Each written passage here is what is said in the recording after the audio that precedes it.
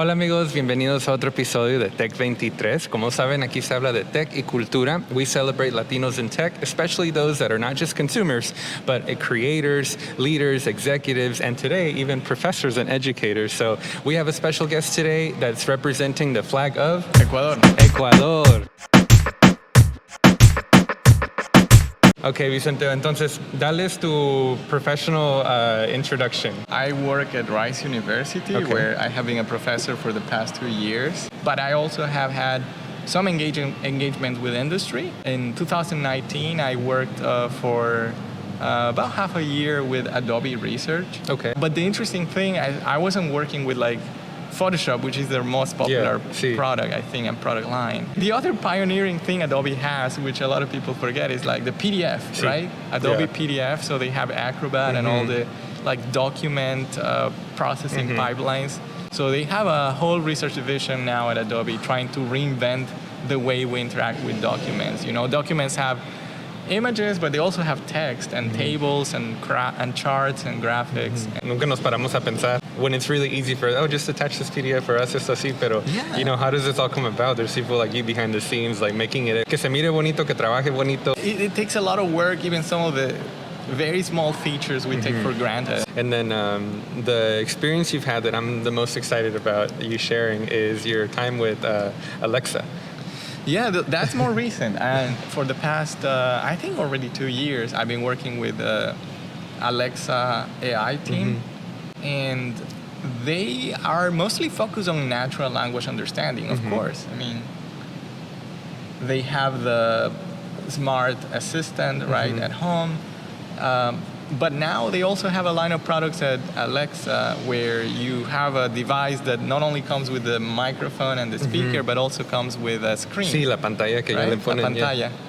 ¿No? Y con esta pantalla ahora hay cómo interactuar con estos dispositivos de otras maneras. Entonces, hemos tratado de tomar ventaja con eso y hemos estado usando Generative AI to provide other kinds of experiences. De los proyectos en los cuales he estado involucrado principalmente allí ha sido Visual Story Generation for Alexa. And so now, if you go to your Alexa device, your Echo Show device, then you can say, Alexa, create a story, and it will, you know, this is mostly aimed for children, but it will create a story dynamically for you. It will ask you, you know, who do you want to be the hero of the story? It will ask you some prompts, and then after you give the device some prompts, it will start creating the story, and not just like telling you a story, but also showing you in the screen, like with some visuals. Fotos. ¿Es posible darnos como un demo del storytelling? Claro, como decía, esto es algo que lo que he estado trabajando y aquí ya está funcional. Alexa, create a story. Okay, here's create with Alexa. Pick a story theme you want to create. Cows, jungle, dinosaurs. Right. So create with Alexa is the name of the product, and this is the work we're doing. So let me just quickly pick. Nice choice. Super place. Elephant, rainforest. Perfect choice. Okay. And choose there you go. Some of these drawings were created by an animation company, but at the same time, we had AI like trying to place the objects in the scene. In the right place. In the right places, depending on how the story goes. So the story is AI generated, but also some of the characters that are inserted in the stories are inserted through AI. So you can see that. The elephant was strolling through the rainforest one day when she saw... Yeah, so the story can be quite complex. I remember, having conversations with the team about like, how should we insert the characters? And I was like, maybe we should put a halo around the characters so that they know which one. So that they stand a little bit more from the background. That was like one of my little creative contributions there. Well, se me hace bien interesante eso. Y luego, ¿cómo empezó tu carrera en tech? Bueno, en Ecuador, cuando yo estaba en la secundaria, a mí me gustaba mucho las computadoras, sí, pero lo que más me gustaba a mí era dibujar y el diseño gráfico. Y en algún momento, cuando tuve acceso a una computadora en mi casa, me interesé bastante en aprender a usar los programas de diseño, como CorelDRAW, Photoshop, también Illustrator y otros programas similares. ¿Qué tipo de diseños estabas haciendo? Like just for fun o? For fun, me gustaba hacer cosas tipo logotipos. Yo también estaba estudiando matemáticas y física en la secundaria. y también tenía que hacer, por ejemplo, cosas de dibujo técnico. Entonces, cuando necesitaba hacer algún dibujo de algún plano con bastante precisión, estos programas de diseño también me ayudaban, porque con una regla y una escuadra, agarrar las cosas y hacerlas allí perfectas es muy difícil, pero ya con la computadora uno simplemente pone allí las cantidades exactas y es fácil trazar ángulos y estas cosas. Ya casi no usan, ¿verdad? La escuadra. Ya no he visto a niños que lo tengan como en su backpack. Ya. No sé, yo creo que tampoco los arquitectos ya no usan ya es puro estas herramientas. Es todo por la computadora. Entonces, sí, no, sí me acuerdo nosotros en la escuela que sí teníamos la regla para... Pues así nos enseñaron al principio cómo dibujar círculos y líneas y todo eso directo. Sí, yo también lo aprendí, pero luego ya con la computadora me di cuenta que esto era muy fácil y con el papel es muy fácil, un error que cometes y te toca borrarlo y comenzar desde cero. Pero bueno, así fue como me comencé a interesar con los programas de diseño y luego en algún momento me di cuenta que también para ya hacer unas cosas un poco más avanzadas, ya para automatizar ciertas cosas, necesitabas programar. Entonces me interesé y aprendí a programar, en esa época. ¿Y qué lenguajes? Pascal fue uno de los lenguajes que aprendí.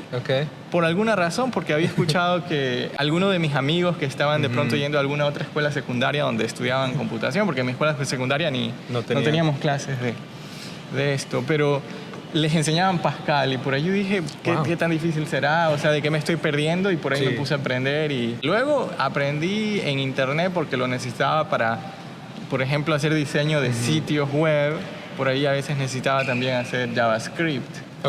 Y aprendí bastante JavaScript. Cuando empezaste a programar, ¿el acceso a la computadora tenías una en casa también o nomás en la escuela? Al principio no tenía ni siquiera una en casa. Tenía acceso en el trabajo de mi papá, me parece que tenía una computadora allí en blanco y negro. What kind of computer do you remember? Era algo Windows 95.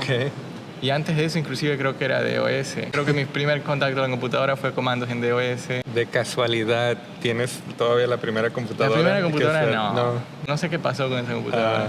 Como tú dices, tú eres una persona creativa, te gustaba lo de graphic design, y creo que hoy en día encontramos a muchos people that like enjoy the graphic design, especialmente como social media le agregó muchas herramientas so you can get your feet wet, but to understand that you can actually pursue a career in like what you're doing now. En la universidad yo estaba buscando hacer diseño gráfico, luego no encontré una carrera de diseño gráfico.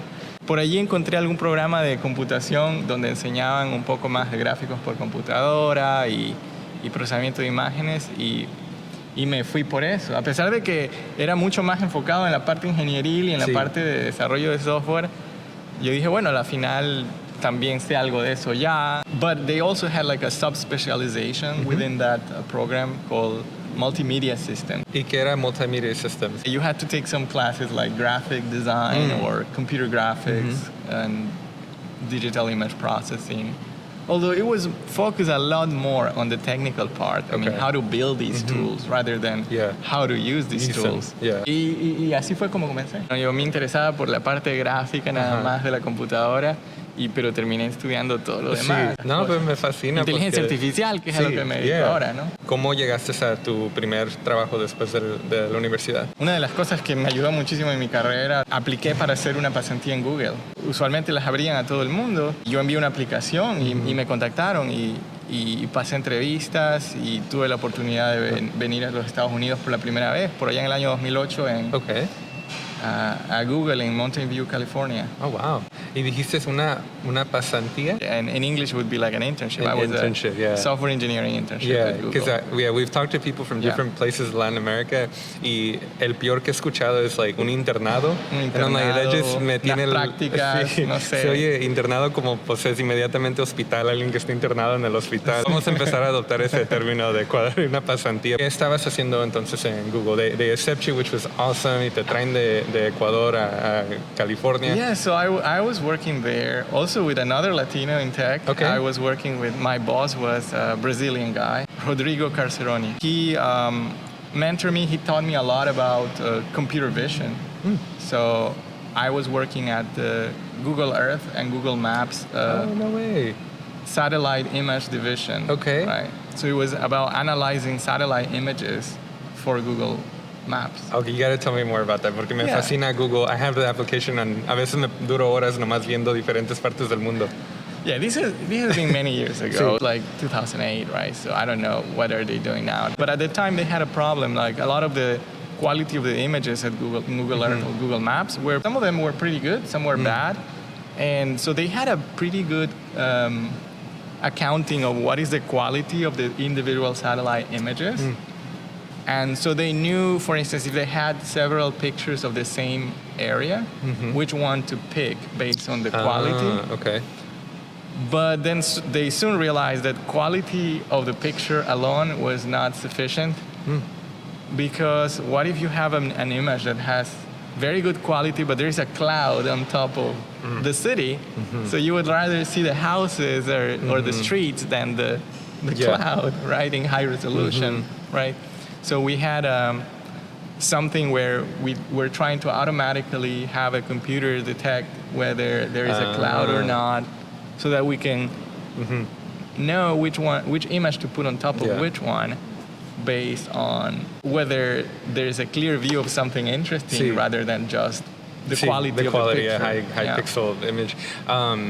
Esto obviamente entonces es antes de que empezaran a manejar los Google Cars, ¿verdad? Por todas las calles y todo eso. ¿Sí? En esa época no, ya estaban comenzando. Okay. Sí, ya estaban comenzando.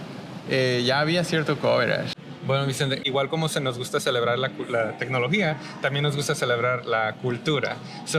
Creo que hoy nos tienes un lugar donde vamos a ir a poder probar poquita comida ecuatoriana. Aquí hay un restaurante que se llama Andes Café, que en sí no es un restaurante ecuatoriano, es más bien un restaurante sudamericano, o sea, abarca Sudamérica, ¿no? Y tienen platos de Ecuador, de Colombia, de Perú, de Argentina, de Bolivia inclusive. Pero el chef es ecuatoriano, David Guerrero, y estoy muy agradecido de que tenga su negocio aquí, porque gracias a él todavía puedo seguir comiendo comida ecuatoriana.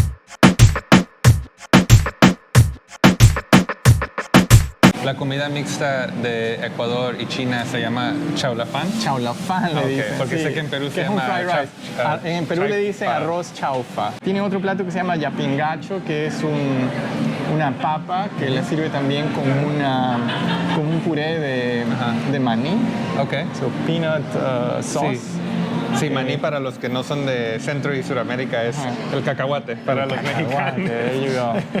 Yes. Me imagino que también comen mucho de los Perú, ¿no? Porque tú estás casi en la frontera, ¿verdad? De Ecuador y Perú, ¿o no tanto? Sí, pero tienes que tener en cuenta que entre Ecuador y el Perú por muchos años hubo cierta división. Así que el intercambio cultural estuvo un poco lento por ciertos años. There is a place where people go and take a picture with the middle of the world. Yeah. They have a monument there where you can stand and like from the north of this line is North America, like the North Hemisphere and the South Hemisphere. Did you do the little egg thing? The egg thing? Yeah, no, but I've seen the tourists doing that. They have like a drain with water and they see like in what direction it goes. Like if you're in the north, it goes in this direction. Aparentemente eso tiene que ver algo con los toilets también, ¿verdad? Like toilets in different parts of the world flush the different way. The Galápagos Islands son parte de Ecuador. Y pues me falló mi maestra de geography en el 6th or 7th grade here porque nunca había escuchado eso, de que pues eran partes, o me sorprendió mucho de que todo lo que aprendí de Charles Darwin and everything, pues there's a Latino association to it. So, ¿en la escuela de ustedes les enseñan desde el principio todo eso? Por supuesto, las Islas Galápagos siempre están muy presentes porque es una de las 4 regiones principales del Ecuador. Tenemos la región de la costa, la región de la sierra, las montañas, la región amazónica, y luego están las Islas Galápagos, la cuarta región muy especial del Ecuador, de Galápagos Islands. Have you been? I actually have not. Okay. I mean, this is something that I definitely have to do. I mean, I put a pin on it, and I promise myself that I will go there. Almost everyone in my family have been there. The thing is, it's not close to the continental Ecuador, right? So it's kind of far. So you cannot just take a A little boat, yeah. I mean, maybe you can, but it's not very common. I mean, usually people take a flight to one of the islands. Okay. I always wanted to go since I was a child, and my family were always saying when I was a child, you know, we're gonna save money someday, and we're gonna go as a Sí, family porque there. está caro, ¿verdad? It is Sí. expensive. For most people in Ecuador, it's expensive to travel there. And once you get there, I mean, you have to stay somewhere, right? Sí. And you have to pay for some activities, right? People do snorkeling, people do sightseeing, a lot of things, right? My family went there after I moved to the United States at some point. Dijo, ya es un menos boleto que tenemos que pagar. Huele delicioso. Bueno, aquí tienes unos camarones encocados, Ok. que es una comida que la sirven en la costa del Ecuador, camarones, por Ajá. supuesto, mariscos, pero es un poco más de la costa norte del Ecuador, no es Ok. necesariamente donde yo soy. Sí. Y la costa norte del Ecuador tiene una presencia bastante de la comunidad afroecuatoriana, Ok. entonces este es un plato que la gente lo asocia con esa comunidad. La otra cosa que tenemos aquí es el chaulafán. Chaulafán es un fried rice, es un fried rice que la comunidad chino-ecuatoriana también la sirve allá en Ecuador. Lleva huevo, lleva el típico fried rice, además lleva un poco de camarones ahí Sí. también. De hecho, prueba uno de estos camarones. Tienes que probar, está bien rico.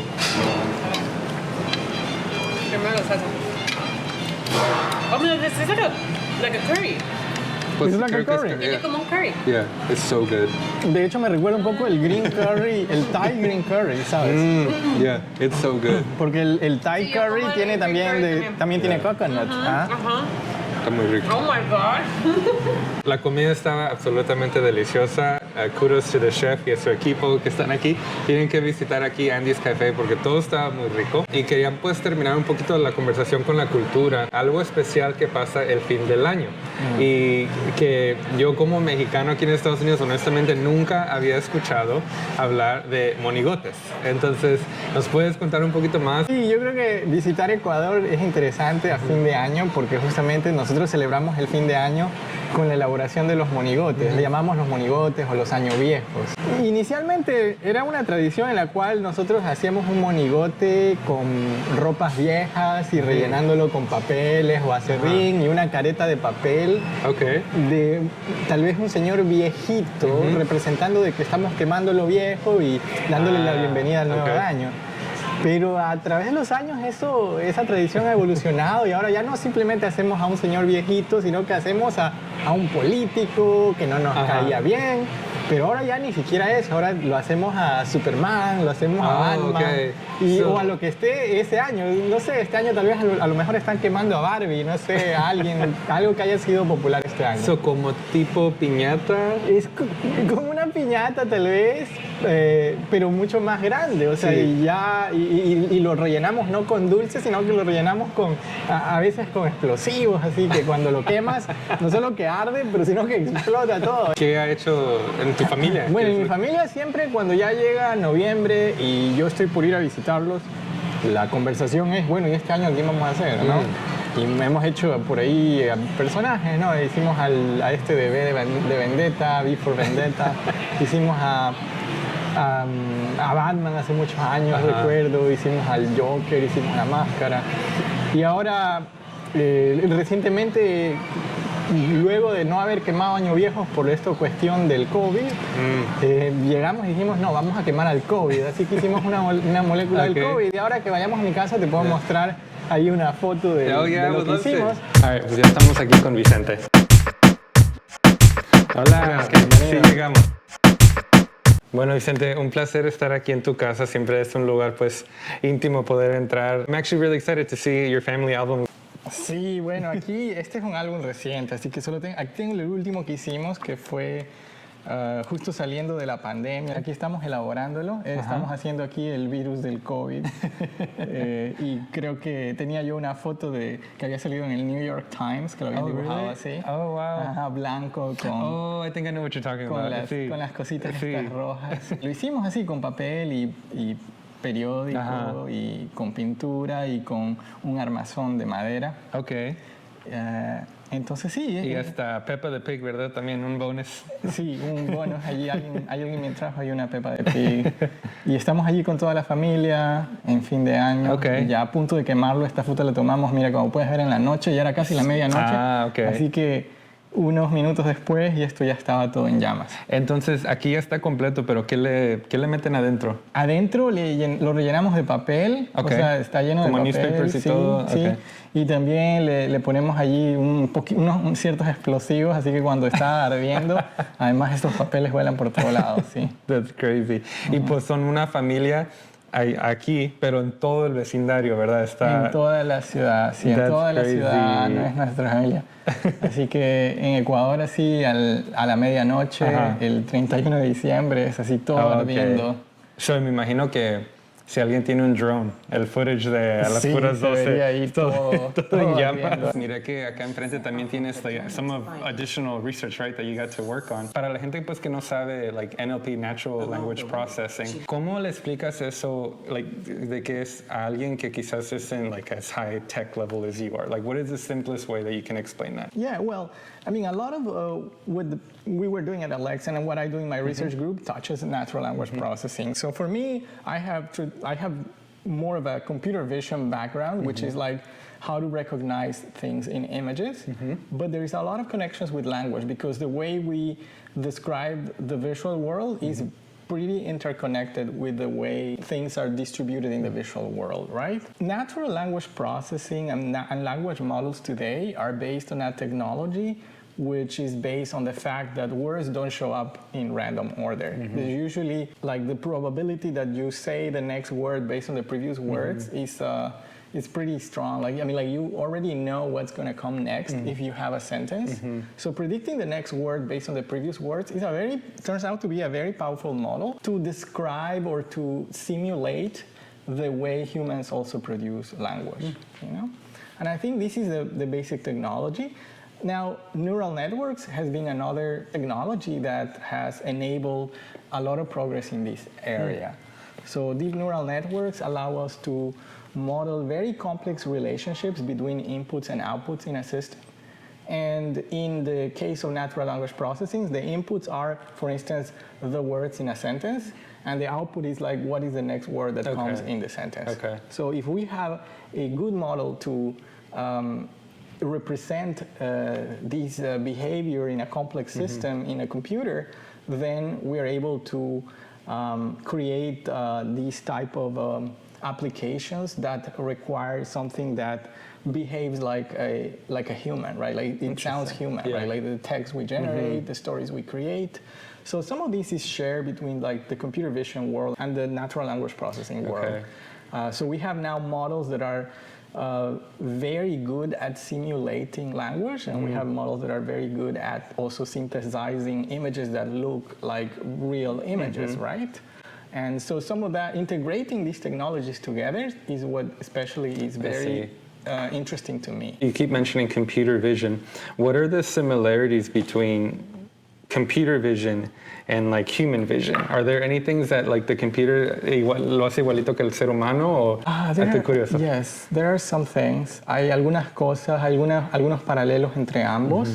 Por ejemplo, los humanos a cierto nivel reconocemos formas, desde las más sencillas, por ejemplo, líneas rectas o esquinas de algún objeto, o simplemente los humanos damos por sentado que podemos hacer cosas como reconocer que este es un objeto distinto del background. Ya, esa es una habilidad que a veces nosotros we take it for granted. Sin ponerle un halo, ¿verdad? Sí, eso de ahí para un computador es difícil, pero se ha logrado ahora ya tener bastantes avances de poderlo hacer a un nivel que está bastante cercano a lo que puede hacerlo un humano con una computadora, ¿no? Creo que hay ciertos paralelos también en la forma en cual las redes neuronales que se encargan de hacer este proceso tienen una similitud con la manera en que nosotros procesamos también imágenes. Por ejemplo, las redes neuronales lo hacen de una manera jerárquica, hay capas. Hay una primera capa en una red neuronal que, por ejemplo, se encarga de aprender a detectar las texturas que existen en el objeto, las texturas y los colores, que viene a ser la información de cierto modo más fácil de encontrar en una imagen. y luego tienes una segunda capa que ya agarra las texturas y las formas y trata de ya razonar a partir de partes de objetos. Por ejemplo, pueden reconocer tal vez una nariz, una oreja, una boca en una cara, por ejemplo, y ya luego tienes otra capa que en cambio agarra partes de objetos y ya reconoce objetos, y luego tienes otra capa que no solo razona sobre objetos, sino también sobre conjuntos de objetos y escenas. Entonces, esa es la jerarquía que una red neuronal te permite aprender. Me recuerda como cuando he visto bebés que les llaman sensory training y los ponen como tienta la arena y tienta la agua para que como que empiecen a reconocer. Exacto. Yo creo que también eso es algo que también le falta un poco a los sistemas inteligentes. Y es que nosotros todavía estamos aprendiendo a razonar a partir de las imágenes de la manera en la cual un adulto las interpreta, pero no necesariamente como nosotros las aprendimos a través de experimentar. Entonces ahora hay bastante interés en combinar el lenguaje, la visión con la robótica, además, con la robótica. Porque entonces cuando ya tienes un robot y puedes tocar cosas, entonces ya aprendes no solamente por los colores y las formas, sino además por la manera en que interactúas. Hay cosas que se mueven, hay cosas que no se mueven. El peso hay y cosas todo. que se quiebran, hay cosas que no se quiebran, hay cosas que se caen. ¿No? Me encantó conocer más de like what you get to do at work every day. So you're our first guest in academia. Siempre hablamos con emprendedores and founders, but you're one of the people that's helping the technology that they use work and get better and improve. Have you seen any AI bias in some of the work? Of course. I mean, this has been like a huge theme in my work. A couple of years ago, I was working at the Allen Institute for AI in Seattle, and we had a system that was able to recognize situations. So situation recognition, that's what we call it, where the task for the AI, for the computer vision model in this case, was to recognize from a picture what is the person or what is happening, right? Not just what are the objects that are there, but how are the objects interacting with each other. And there were things like, people shopping, maybe they were carrying a bag, maybe they were had a shopping cart or something like that. So that's how people are shopping somewhere, right? Or you have people cooking, maybe because you see that they're holding a pan in one hand and they're in the kitchen somewhere, right? So that's how you know the activity that is happening because of the place where the person is, but not just the place, also what the person looks like the person is doing, right? And we saw some biases there, the data set itself had some biases. So, there were not a lot of men, for instance, were not they were not in a lot of the pictures where they were shopping things, right? So, and that was overrepresented. I mean, women were overrepresented in that in that category, right?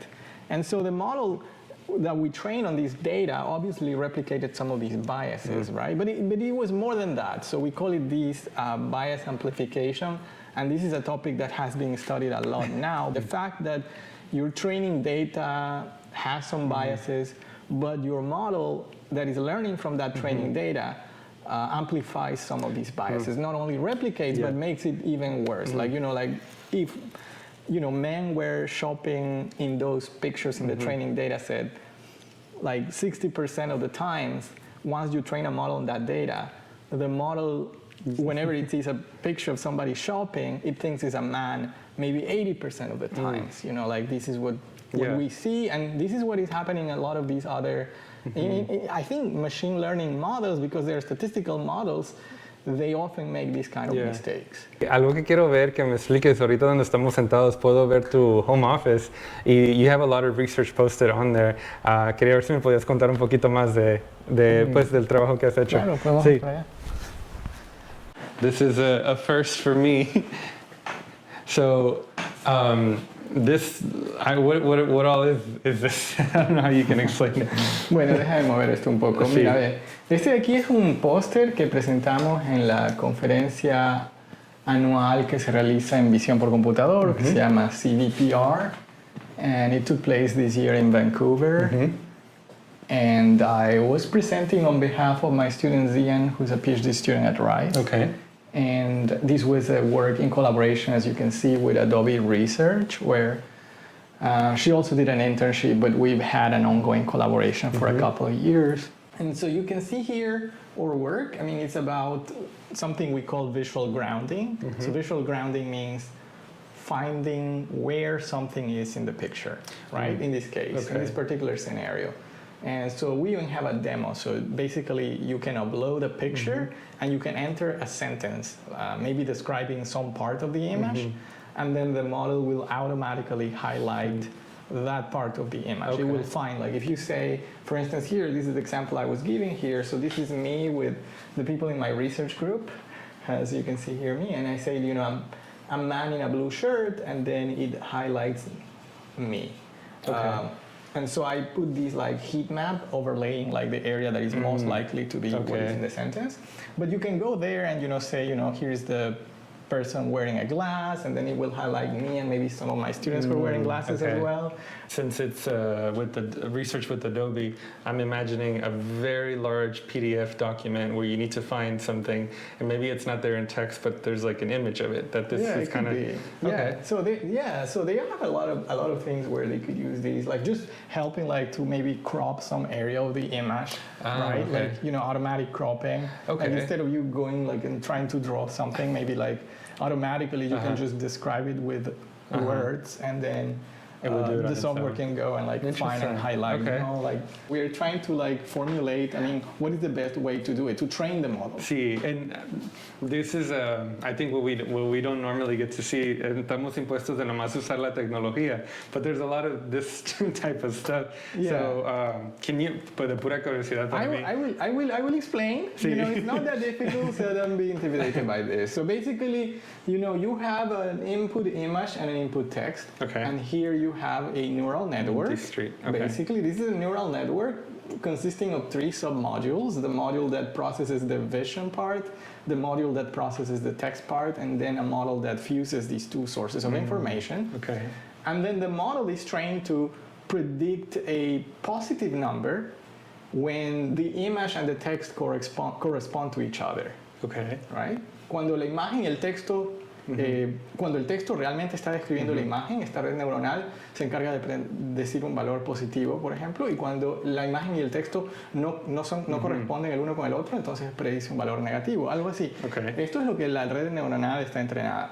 Y luego de eso, uno puede, a través de ciertas técnicas basadas en cálculo diferencial, encontrar cuáles son los valores de los píxeles en esta imagen, que si yo los cambio, hace que mi valor vaya de positivo a negativo.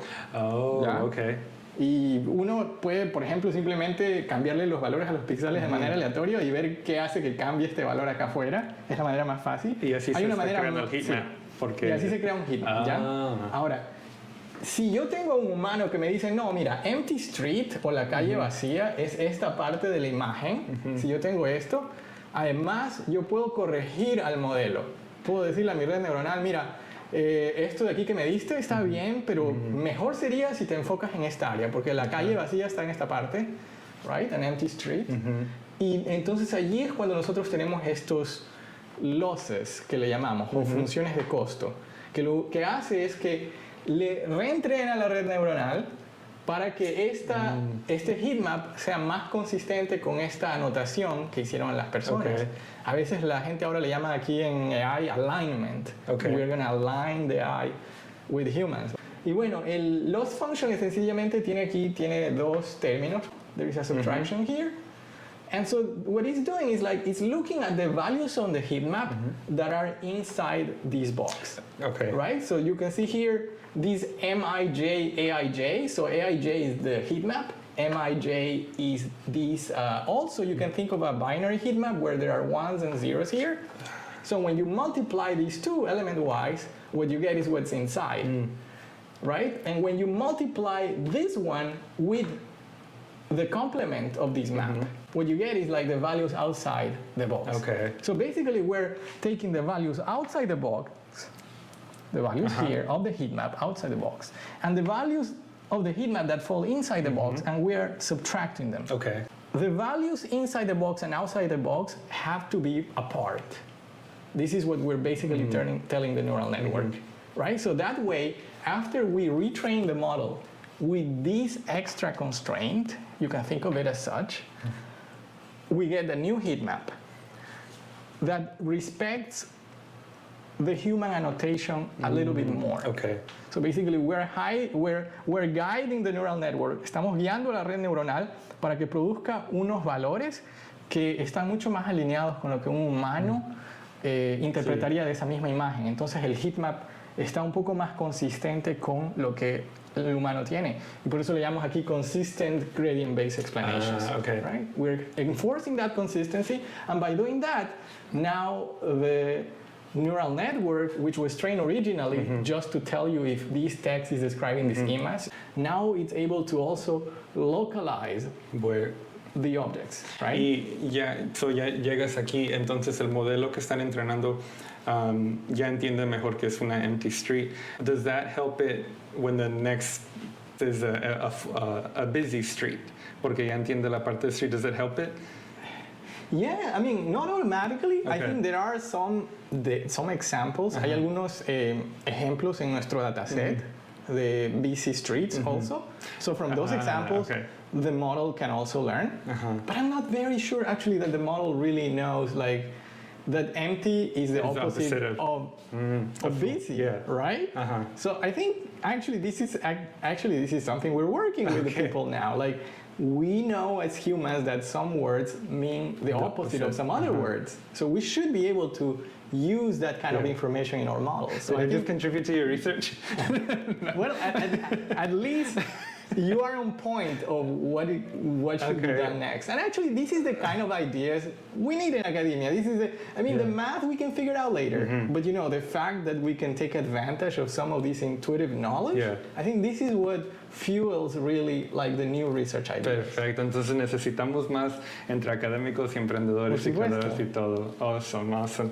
Bueno, Vicente, increíble. This was super cool. This is the first time in my life that I actually get to interact with anything like that. So estoy muy agradecido pues porque dejaste que TECH23 entrara a tu casa y ver este trabajo.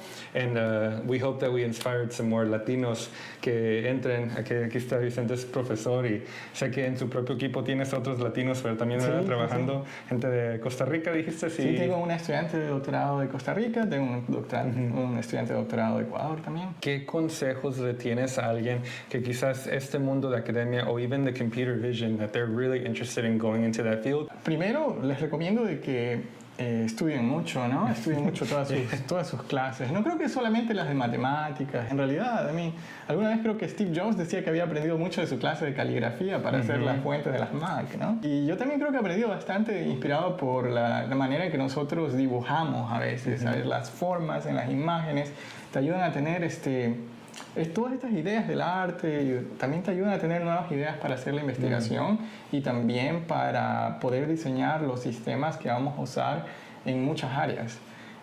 Yo lo que le aconsejo a la gente es que no tengan tampoco miedo a las carreras de STEM, o sea, programar no es tan difícil.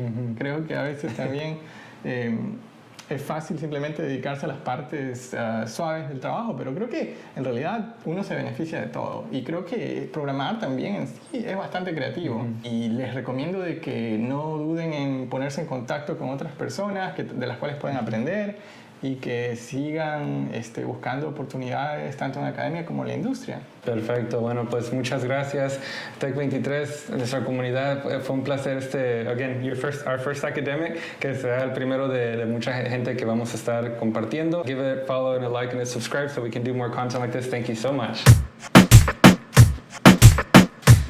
Can you catch it behind your head? Oh, okay.